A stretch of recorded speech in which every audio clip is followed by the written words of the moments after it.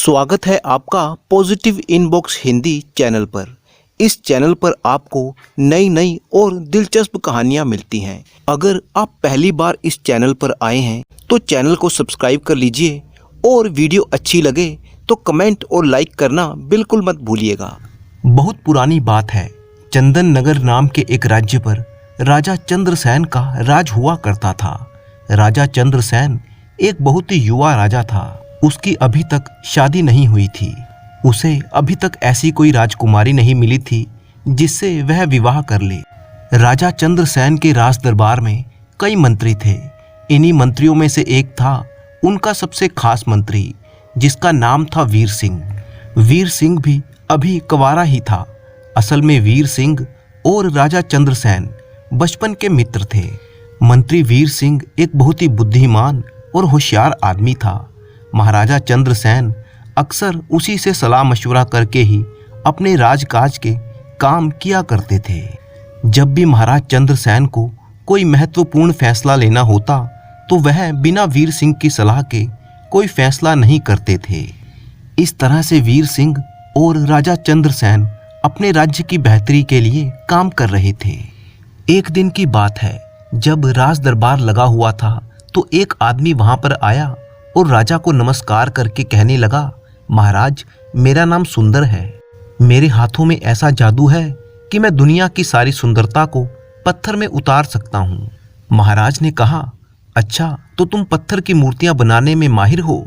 जी हाँ अन्नदाता, मैं चाहता हूँ कि आपकी सेवा में अपनी इस कला का प्रदर्शन करूँ। मुझे एक मौका चाहिए। क्यों नहीं, हम तुम्हें एक मौका जरूर देंगे। हजूर, मुझे इस काम को पूरा करने के लिए 1 महीने का समय लगेगा। ठीक है, आज से तुम इसी महल में रहोगे और पत्थर की मूर्ति बनाओगे। तुम्हें जो भी सहायता चाहिए वो तुम्हें अवश्य मिलेगी।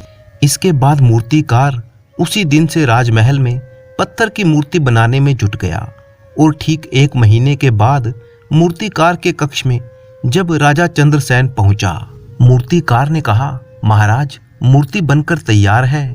इसके बाद सुंदर ने महाराज के सामने अपनी बनाई हुई मूर्ति पेश कर दी। ये मूर्ति किसी स्त्री की मूर्ति थी। मूर्ति पर नजर पड़ते ही चंद्रसेन कहने लगा, बहुत ही सुंदर, तुमने तो वाकई पत्थर में जान डाल दी है। तुम्हारी ये कला सचमुच तारीफ के काबिल है। सुंदर कहने लगा, हजूर, मुझे खुशी है कि आपको मेरी कला पसंद आई। इसके बाद राजा ने मूर्तिकार से कहा, एक बात बताओ सुंदर, इतनी सुंदर स्त्री क्या वाकई में इस जमीन पर है या तुमने अपनी कल्पना से पत्थर में इस सुंदरी को तराशा है? हजूर, मैंने जिस सुंदरी की मूर्ति बनाई है वह रतनगढ़ की राजकुमारी आम्रपाली है। राजकुमारी आम्रपाली जैसी सुंदर स्त्री इस दुनिया में कोई दूसरी नहीं है। सचमुच मूर्तिकार, राजकुमारी आम्रपाली की सुंदरता बेमिसाल है। इसके बाद राजा चंद्रसेन ने मूर्तिकार को इनाम में अशर्फियों की थैली दी और उसे राजमहल से विदा कर दिया। जबकि राजा चंद्रसेन पर राजकुमारी आम्रपाली के सौंदर्य का जादू चल चुका था। अब वह हर समय उसी मूर्ति को निहारता रहता और सोचता कि राजकुमारी आम्रपाली जैसी खूबसूरत लड़की को ही वह अपनी पत्नी बनाएगा। मन ही मन में उसने निश्चय कर लिया था कि वह रतनगढ़ जाकर अपनी आंखों से राजकुमारी को देखेगा और उसके सामने विवाह का प्रस्ताव रखेगा। अगले ही दिन राजा चंद्रसेन ने अपने मंत्री वीर सिंह को बुलाकर कहा, वीर सिंह, हम कुछ दिनों के लिए अपने राज्य से बाहर जा रहे हैं। अब तुम्हें ही हमारी गैर हाजिरी में सारा राजकाज संभालना होगा। आप बिल्कुल निश्चिंत रहिए महाराज, मैं यहाँ पर सब कुछ संभाल लूंगा। राजा चंद्रसेन उसी दिन घोड़े पर बैठकर अकेला ही रत्नगढ़ की ओर चल दिया। सफर के दौरान राजा का घोड़ा एक जंगल से गुजर रहा था तो एक दुर्घटना घटित हो गई। तेजी से भागता हुआ घोड़ा एक पत्थर से टकरा गया, जिसके कारण राजा चंद्रसेन जमीन पर आ गिरा और एक पत्थर पर सर लगने की वजह से वहीं पर बेहोश होकर गिर गया। उसी शाम जब वीर सिंह महल के बाहर टहल रहा था कि उसने देखा राजा चंद्रसेन का घोड़ा अकेला ही महल की तरफ दौड़ा चला आ रहा है। वीर सिंह हैरान रह गया और सोचने लगा कि महाराज का घोड़ा अकेले ही आ रहा है, तो फिर महाराज कहाँ पर हैं? जैसे ही घोड़ा वीर सिंह के नजदीक पहुंचा तो वीर सिंह कहने लगा, बादल, महाराज कहाँ पर हैं? वो तो तेरी पीठ पर बैठ कर गए थे, उन्हें तू कहां पर छोड़ आया? अचानक ही वीर सिंह की नजर बादल के घावों पर पड़ी और वो सोचने लगा कि बादल तो घायल है, इसका मतलब महाराज किसी मुसीबत में है। वीर सिंह ने बादल की पीठ थपथपाई और कहने लगा, बादल तू तो एक वफादार घोड़ा है, तू मुझे महाराज के पास ले चल। कुछ देर के बाद बादल आगे आगे जा रहा था और वीर सिंह का घोड़ा उसके पीछे पीछे चल रहा था। रात होते होते वे लोग उस जगह पर जा पहुंचे जहां पर महाराज चंद्रसेन घायल होकर बेहोश पड़ा हुआ था। महाराज को घायल अवस्था में देखकर वीर सिंह कुछ घबरा सा गया और सोचने लगा, ओह महाराज को तो काफी चोटें आई हैं। वीर सिंह ने बेहोश राजा को बादल की पीठ पर डाला और वापस अपने राज्य की ओर चल दिया। महल में पहुंचकर राजवैद्य महाराज के इलाज में जुट गया। कुछ देर के बाद राजा ने आंखें खोली और उनके मुंह से केवल एक ही शब्द निकला, आम्रपाली, मैं आ रहा हूँ, मेरी प्रतीक्षा करना आम्रपाली। वैद्य ने जब राजा के मुंह से ये शब्द सुने तो वो सोच में पड़ गया, आखिर ये आम्रपाली कौन है? वैद्य के माथे पर चिंता की लकीरें उभर आई। तब वीर सिंह कहने लगा, क्या बात है वैद्य जी, आप कुछ परेशान से नजर आते हैं। मंत्री जी, बात ही परेशानी की है। महाराज के माथे पर गहरी चोट लगी है, जिसके कारण वो इस समय मूर्छित अवस्था में है। ऐसी हालत में ये किसी आम्रपाली को पुकार रहे हैं। लगता है महाराज आम्रपाली नाम की उस स्त्री से बहुत ही प्रेम करते हैं। मेरा अनुभव ये कहता है कि अब दोबारा होश में आने पर यदि महाराज ने आम्रपाली को अपने सामने ना पाया तो कुछ भी हो सकता है।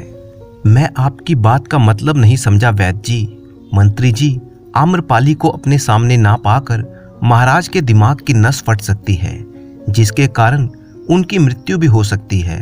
तो फिर ऐसा क्या किया जाए वैद्य जी? मंत्री जी, महाराज को बचाने का तो अब बस एक ही उपाय है। महाराज दोबारा जब होश में आए तो आम्रपाली उनके सामने खड़ी होनी चाहिए। लेकिन वैद्य जी, ये आम्रपाली कौन है? हम तो इस विषय में कुछ नहीं जानते। तब राजवैद्य ने कहा, तब तो महाराज को अभी बेहोश ही रखना होगा। इसी बीच हम महल के बाकी लोगों से पूछताछ करेंगे, शायद कोई आम्रपाली के विषय में जानता हो। हाँ, यही ठीक रहेगा। इसके बाद वीर सिंह ने महल के सभी लोगों से आम्रपाली के विषय में पूछताछ की, लेकिन सभी लोगों ने यही कहा कि वे आम्रपाली के बारे में कुछ नहीं जानते। अब तो वीर सिंह कश्मकश में पड़ चुका था। सोचने लगा, आम्रपाली के बारे में तो किसी को कुछ नहीं मालूम, अब क्या किया जाए? हताश होकर वीर सिंह ने राजवैद्य को बुलाया और कहने लगा, वैद्य जी, आम्रपाली के बारे में तो हमें कुछ भी नहीं पता चला। तब वैद्य कहने लगा, तब तो हमें महाराज को तब तक बेहोश रखना होगा जब तक आम्रपाली के विषय में सही सही पता नहीं लग जाता और हम उसे महाराज के सामने पेश करने में सफल नहीं हो जाते। वीर सिंह कहने लगा, तो फिर ठीक है वैद्य जी, लेकिन ऐसी हालत में राज्य का राजकाज कौन संभालेगा? मंत्री जी, महाराज के बाद आप ही राज्य के सबसे प्रभावशाली व्यक्ति हैं। महाराज के बेहोश रहने पर आपको ही राजकाज संभालना होगा। शायद आप ठीक कहते हैं वैद्य जी। अब राजवैद्य महाराज के माथे पर ऐसी औषधि लगाने लगा जिसके प्रभाव से वो बेहोश ही रहते थे।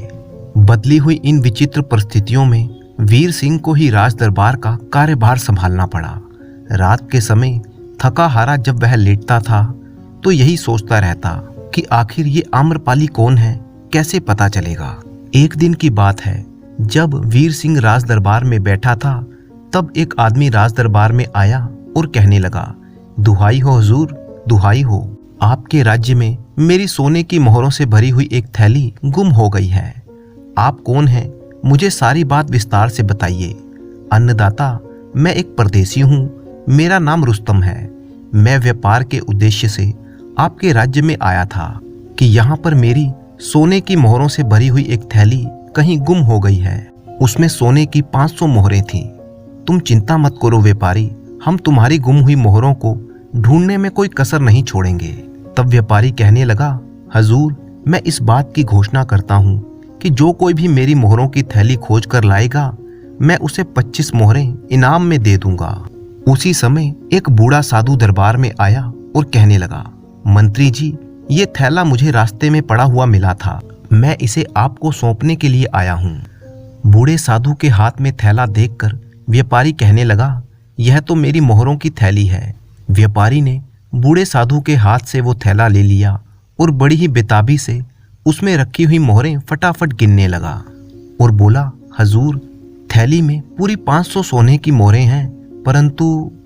मंत्री वीर सिंह ने कहा, परंतु क्या व्यापारी? हजूर, इसमें चांदी की 50 मोहरें और थीं, वे गायब हैं। चांदी की मोहरें? लेकिन कुछ देर पहले तो तुमने कहा था कि थैली में केवल सोने की मोहरें थीं। व्यापारी बोला, हजूर, मैंने ऐसा कहा था, परंतु उस समय मैं बहुत ही परेशान था, इसीलिए चांदी की मोहरों वाली बात मेरे दिमाग से निकल गई थी।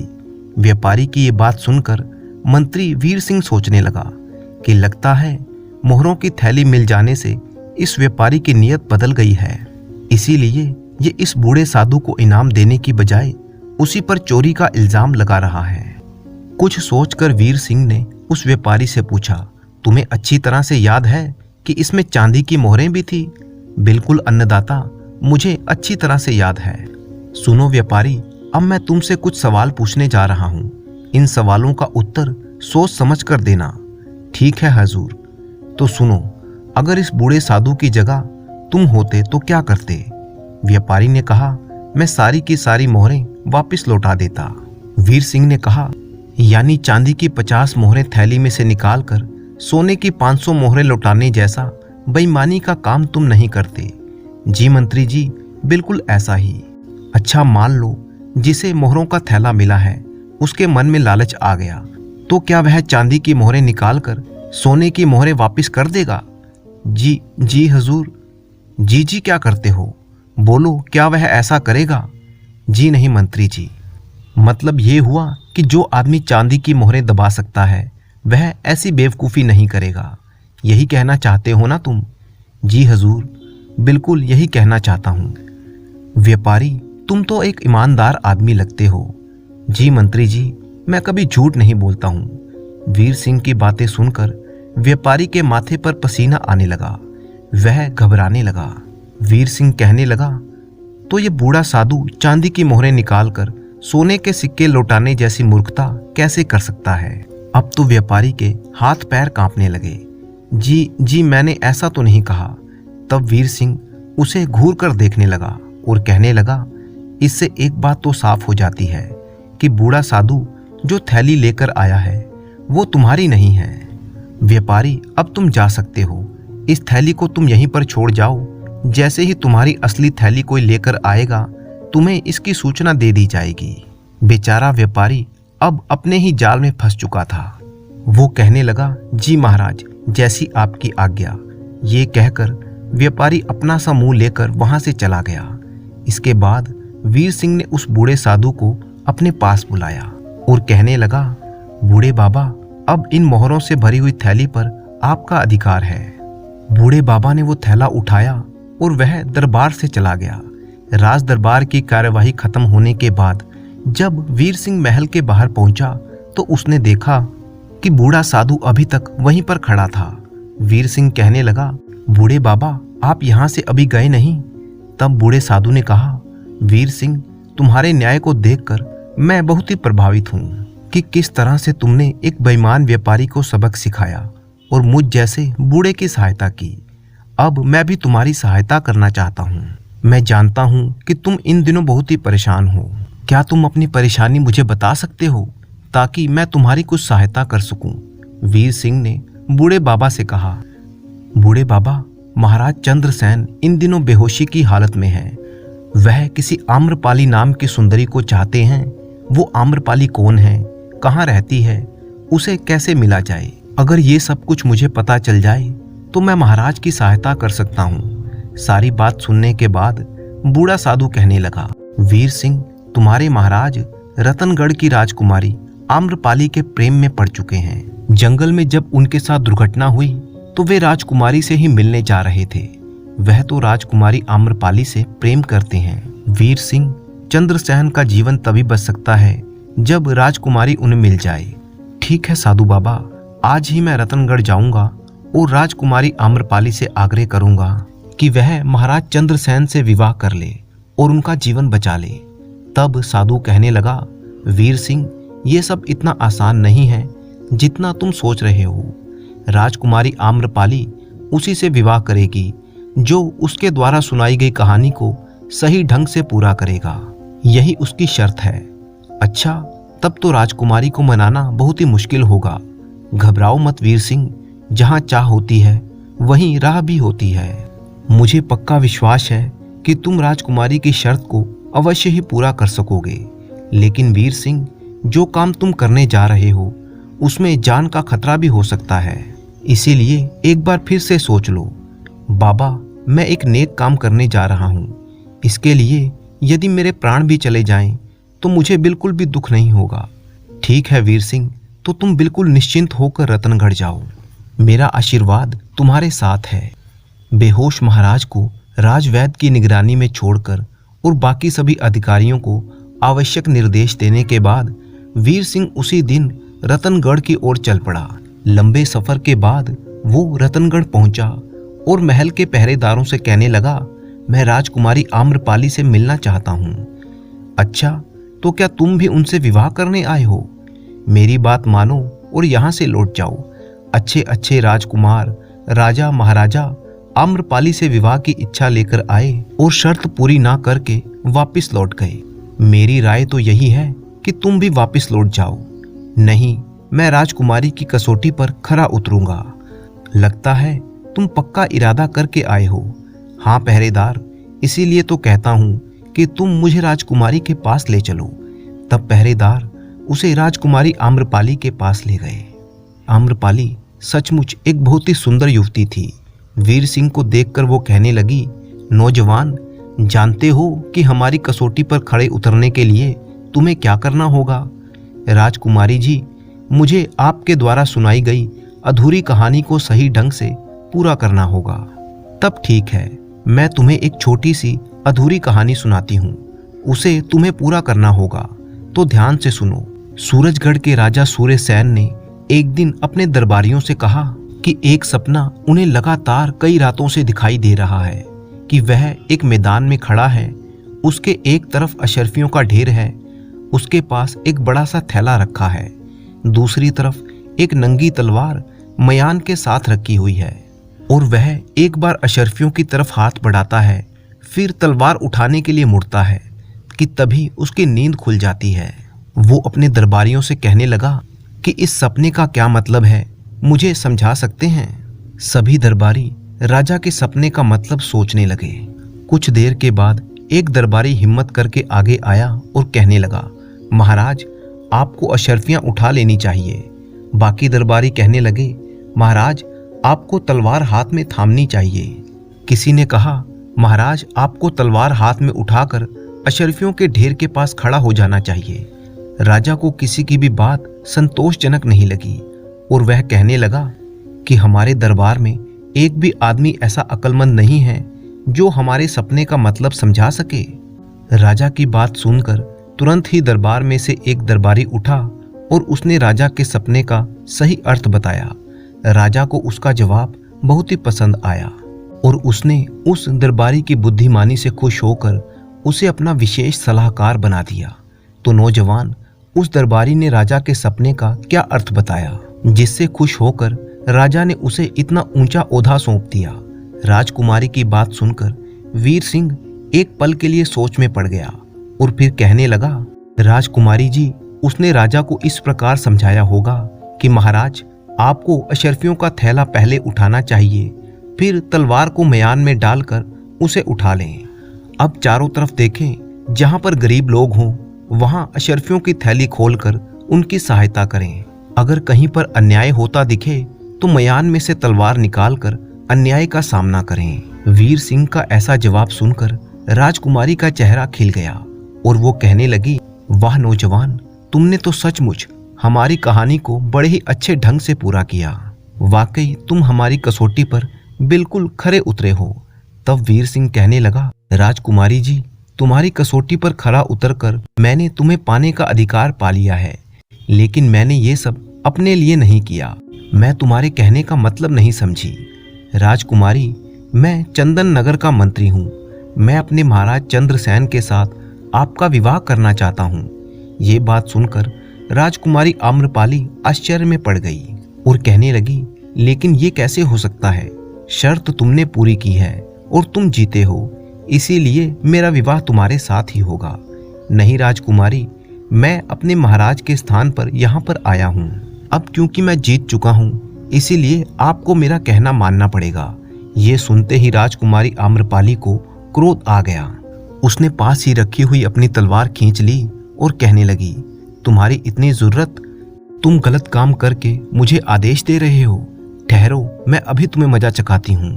तब वीर सिंह ने राजकुमारी का क्रोध शांत करने के लिए उसे समझाते हुए कहा, राजकुमारी जी, बेशक मैंने गलत काम किया है, लेकिन मेरा उद्देश्य बिल्कुल सही था। मैं किसी की जान बचाने के उद्देश्य से निकला हूँ, और अगर किसी की जान बचाने के लिए एक झूठ भी बोल दिया जाए तो वह झूठ झूठ नहीं होता। और जहाँ तक बात महाराज चंद्रसेन की है, तो वह एक बहुत ही नेक दिल, साहसी और न्यायप्रिय राजा हैं। मैं बचपन से उन्हें जानता हूँ। सबसे अच्छी बात तो ये है कि वे आपसे बहुत ही प्रेम करते हैं। इसके बाद वीर सिंह ने सारी कहानी राजकुमारी आम्रपाली को सुना दी। सारी बात जानने के बाद राजकुमारी का क्रोध जब शांत हो गया, तब वीर सिंह कहने लगा, राजकुमारी जी, मेरी आपसे प्रार्थना है कि आप एक बार चंदन नगर चलिए और बीमार महाराज चंद्रसेन के इलाज में मेरी सहायता कीजिए, ताकि उनका जीवन बच सके। वीर सिंह के समझाने पर राजकुमारी आम्रपाली उसके साथ चंदन नगर जाने को तैयार हो गई। इसके बाद राजकुमारी ने अपने पिता से आज्ञा ली और वीर सिंह के साथ चंदन नगर की ओर चल पड़ी। चंदन नगर पहुंचकर वीर सिंह ने राजवैद्य से कहा, वैद्य जी, मैं राजकुमारी आम्रपाली को ले आया हूँ। आप महाराज को होश में लाने का इंतजाम कीजिए। ठीक है मंत्री जी। राजवैद्य ने तुरंत ही बेहोश राजा के माथे पर एक दूसरी औषधि का लेप किया। इसके प्रभाव से राजा ने आंखें खोली। बड़े ही कमजोर स्वर में वह कहने लगे, राजकुमारी आम्रपाली, तुम कहाँ पर हो? राजकुमारी, तुम किधर हो? वीर सिंह के इशारे पर राजकुमारी आम्रपाली आगे बढ़ी और महाराज से कहने लगी, आंखें खोलो महाराज, मैं राजकुमारी आम्रपाली आपके सामने खड़ी हूँ। ये सुनते ही राजा चंद्रसेन ने राजकुमारी की तरफ देखा और कहने लगा, राजकुमारी आम्रपाली, ये तुम हो? हाँ महाराज, मैं हूँ।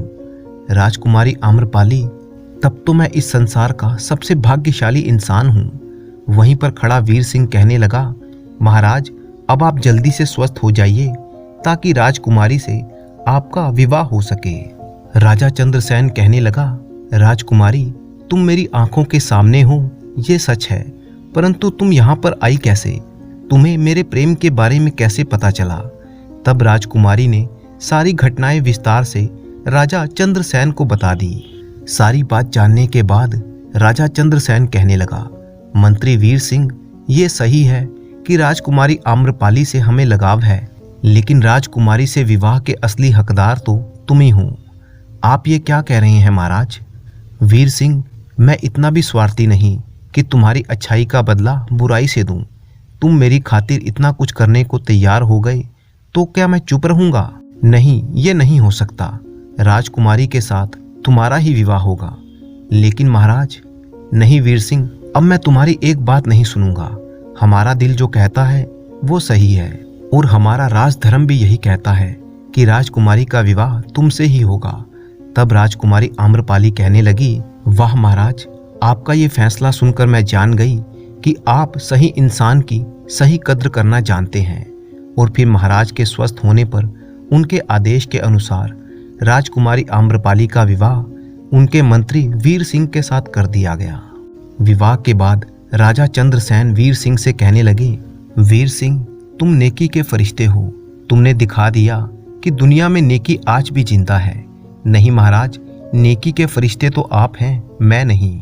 आपने राजकुमारी को पाकर भी मुझे सौंप दिया, इससे बड़ी नेकी और क्या हो सकती है? तो दोस्तों, इसी तरह की दिलचस्प और मज़ेदार कहानियाँ सुनने के लिए चैनल को सब्सक्राइब कर लीजिए। कहानी अगर अच्छी लगे तो वीडियो को लाइक कीजिएगा और अपने कमेंट करना बिल्कुल मत भूलिएगा। किसी गांव में हरिसमरन नाम का एक गरीब आदमी रहता था। गरीब होने के साथ साथ उसका परिवार भी बहुत बड़ा था। गरीबी के कारण वो ठीक से अपने बच्चों का पालन पोषण नहीं कर पाता था और उसकी पत्नी भी हमेशा बीमार रहती थी। हरिसमरन केवल निर्धन ही नहीं बल्कि मूर्ख भी था। वह अनपढ़ था और कई बार उसे और उसके परिवार को भूखे रहना पड़ता था। हरिसमरन को कोई काम भी नहीं करना आता था, इसलिए जहां पर भी वो काम मांगने के लिए जाता उसे काम नहीं मिलता था। अपनी गरीबी से तंग आकर एक बार हरिसमरन ने अपने गांव को छोड़ने का फैसला किया, क्योंकि उसका मानना था कि इस गांव में उसे काम नहीं मिलेगा। यही सोचकर हरिसमरन अपने पूरे परिवार के साथ एक दूसरे गांव में जाकर बस गया।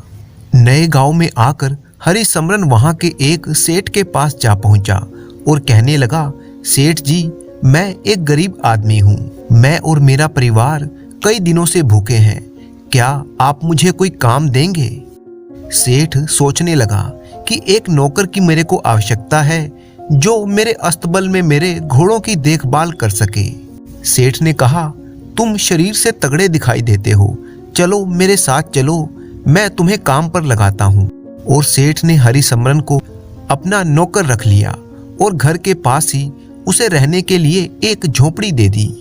हरिसमरन के लड़के व्यापारी की गायें और घोड़ों की देखभाल करते थे, जबकि उसकी पत्नी व्यापारी के घर की सफाई तथा अन्य घरेलू कार्य करती थी। जल्दी ही हरिसमरन तथा उसका परिवार सेठ के घर में घुल मिल गया था।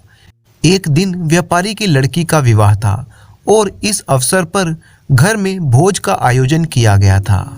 सही समय पर बारात आ गई। तब सेठ ने अपने नौकर हरिसमरन से कहा, सब कुछ तैयार है क्या? सभी मिठाइयाँ थालियों में लगवा दी गई? जी हजूर, तैयारी पूरी है। फिर हरिसमरन ये सोचने लगा कि आज उसे भी बहुत ही स्वादिष्ट व्यंजन मिलेंगे और वह अपनी जीवा को तृप्त कर पाएगा। आज मैंने बड़ी ही मेहनत की है। निसंदेह अतिथियों के जाने के बाद मालिक हमें भी भोजन अवश्य करवाएंगे, परंतु ऐसा हो ना सका। सारे बाराती और सेठ का परिवार खा पी कर सो गया। उन्हें अपने नौकरों का विचार ही नहीं आया।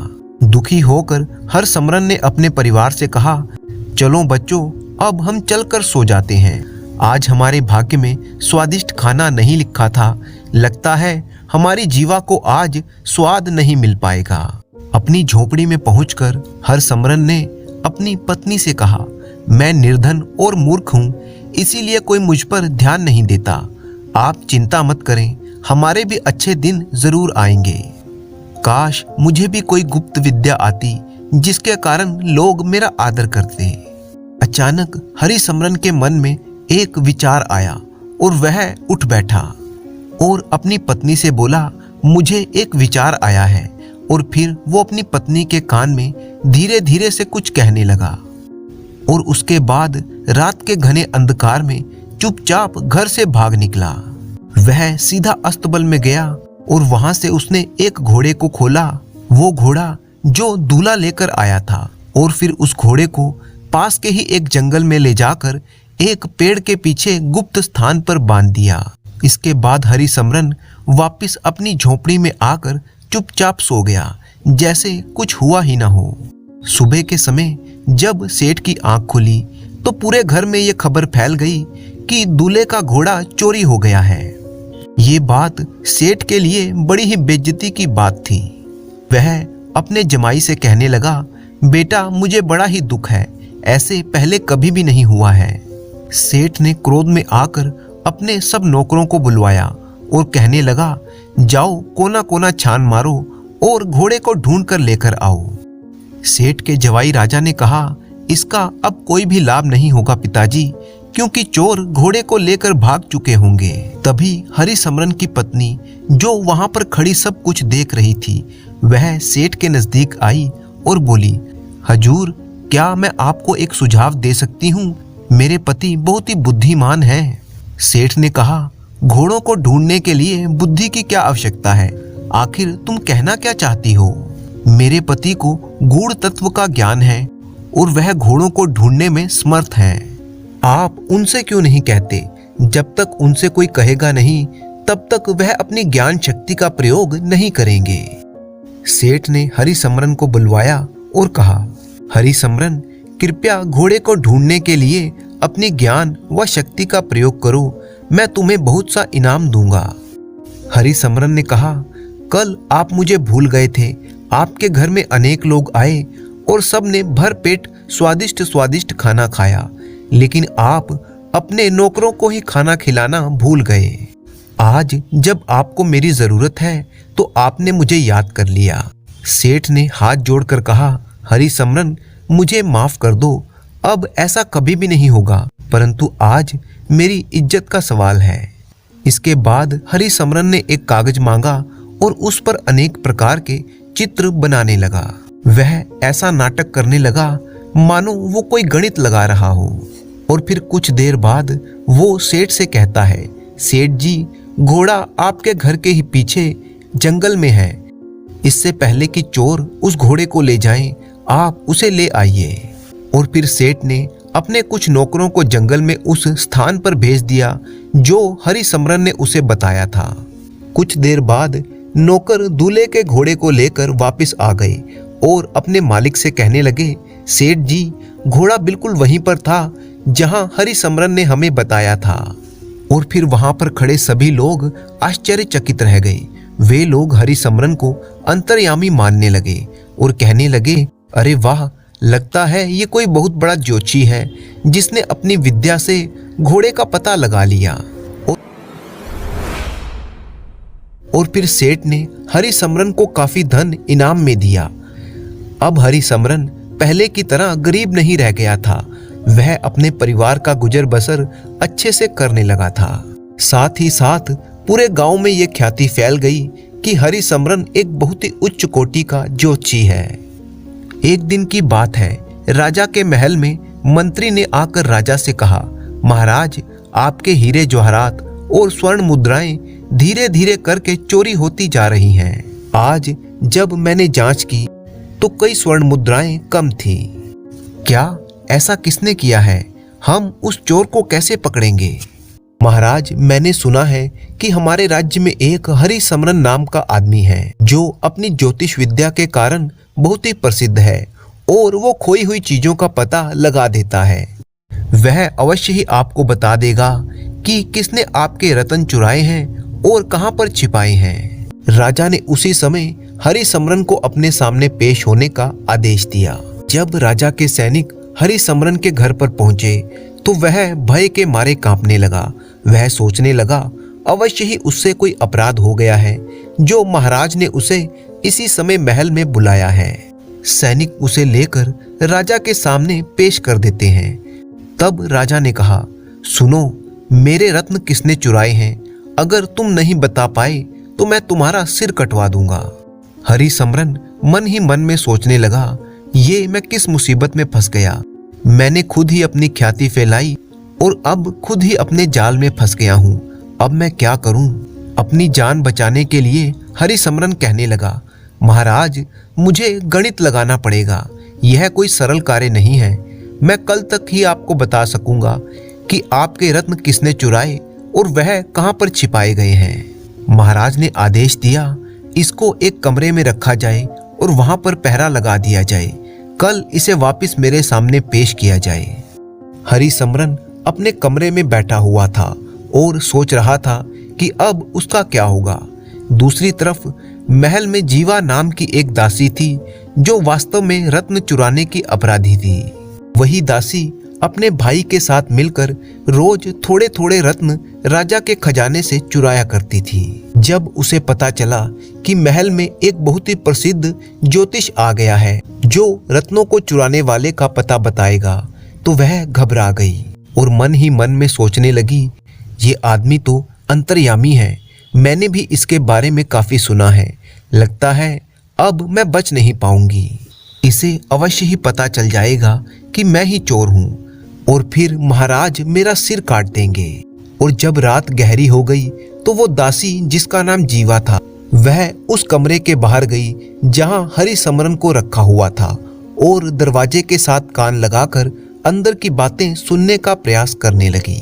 दूसरी तरफ अंदर बैठा हरिसमरन बहुत ही घबराया हुआ था। वह सोच रहा था कि ये मुसीबत उसकी खुद की ही लाई हुई है। ना वह अपने बारे में ये प्रसिद्ध करता कि वो अंतर्यामी है और ना ही वो इस मुसीबत में पड़ता। वह बड़बड़ा रहा था कि ये सारी मुसीबत मेरी इस जीवा के कारण है। जिस दिन मालिक के घर में बारात आई थी उस दिन ये जीवा स्वादिष्ट खाना खाना चाहती थी। और फिर वह जोर जोर से चिल्लाने लगा, ये सब कुछ इस जीवा के कारण ही हुआ है। हे जीवा, तूने ये क्या कर दिया? तूने अपनी इच्छाओं की पूर्ति करने के लिए सभी मर्यादाओं को लांघ दिया। अब तू अवश्य ही अपने कुकर्मों का फल भोगेगी। बाहर खड़ी दासी ये सब सुन रही थी। वह सोचने लगी, हे भगवान, इसे तो सब कुछ मालूम है, इसे सब कुछ ज्ञात है। अब मैं क्या करूं? सर्वोत्तम तो यही होगा कि मैं इसके पास जाकर अपना अपराध स्वीकार कर लूं और इसकी सहायता मांगूं। दासी मौका पाकर हरिसमरन के कमरे में घुस गई और फिर उसके पैरों में गिरकर बोली, हे श्रीमान, मैं वही दुर्भाग्यशाली जीवा हूं जिसने राजा का धन चुराया है। हरिसमरन पहले तो चौंक गया, परंतु फिर उसे सारी बात समझ में आ गई और वह मन में सोचने लगा, ये तो वास्तव में ही अविश्वसनीय है।